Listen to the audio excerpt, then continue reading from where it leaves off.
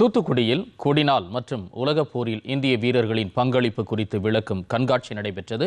இது பற்றிய ஒரு செய்தி தொகுப்பை தற்போது பார்க்கலாம். தமது இன்னுயிருக்கு மேலான தாய் திருநாட்டின் எல்லையையும் இறையாமையும் பாதுகாக்க மழை, வெள்ளம் போன்ற இயற்கை சீற்றங்கள் நிகழும் போதும் தன்னலன் கருணாது நாட்டின் பாதுகாப்பு ஒன்றையே குறிக்கோளாக கொண்டு குளிர், புயல், மழை, வெயில் பாராது பணி செய்யும் முப்படை வீரர்களுக்கும் நன்றி தெரிவிக்கும் வகையில் ஆண்டுதோறும் டிசம்பர் 7ஆம் தேதி படை வீரர் கொடிநாள் கடைபிடிக்கப்படுகிறது.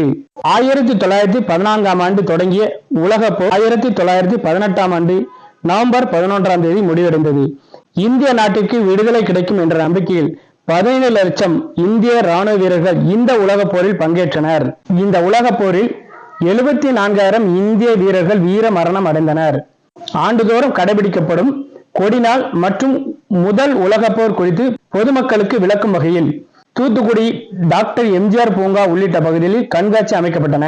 முன்னாள் படை வீரர் தூத்துக்குடி மாவட்ட முப்படை வீரர் வாரிய முன்னாள் உபதலைவர் கர்னல் சுந்தரம் இந்த கண்காட்சியை அமைத்திருந்தார்.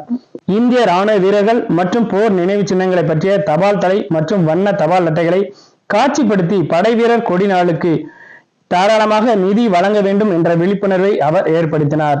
பூங்காவில் காலை முதல் நடைபயிற்சி மேற்கொள்ள வந்தவர்கள் முதல் பூங்காவிற்கு வந்த அனைத்து மக்களும் இந்த கண்காட்சியை பார்வையிட்டனர்.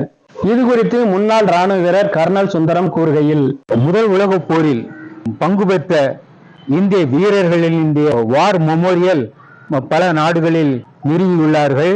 இந்தியாவில் இந்தியா கேட்டில் முதல் உலகப் போர் இறந்தவர்களுடைய பெயர்கள் பதிக்கப்பட்டுள்ளன. கண்காட்சியை பார்வையிட்ட பொதுமக்கள் கூறுகையில், கொடிநாள் ஏன் கொண்டாடுறாங்க, இந்த கொடிநாள்ல வசூல் பண்ணக்கூடிய பணம் என்னென்ன வழிக்கெல்லாம் பயன்படுத்துறாங்க, உள்ள வாக்கிங் வந்தவங்க மற்றவங்களும் இந்த விவரங்களை தெரிஞ்சுக்கிட்டோம். இதையும் தாண்டி இது முக்கியமான ஒரு இது என்னன்னு நான் தெரிஞ்சுக்கிட்டேன்னா, முதல்ல இந்தியாவில் ராணுவம் அமைப்பும் தோற்றுவிக்கப்பட்டது ஃபர்ஸ்ட் மெட்ராஸ் ரெஜிமெண்ட் தான் தோற்றுவிக்கப்பட்டது. அது தோற்றுவிக்கப்பட்டு 200 வருஷம் ஆயிட்டுங்கிற விவரத்தை சொன்னாங்க. இது ஒரு முக்கிய தகவலாக எனக்கு தெரிஞ்சது. டிடி தமிழ் செய்திகளுக்காக தூத்துக்குடி மாவட்ட செய்தியாளர் ஏ. லக்ஷ்மணன்.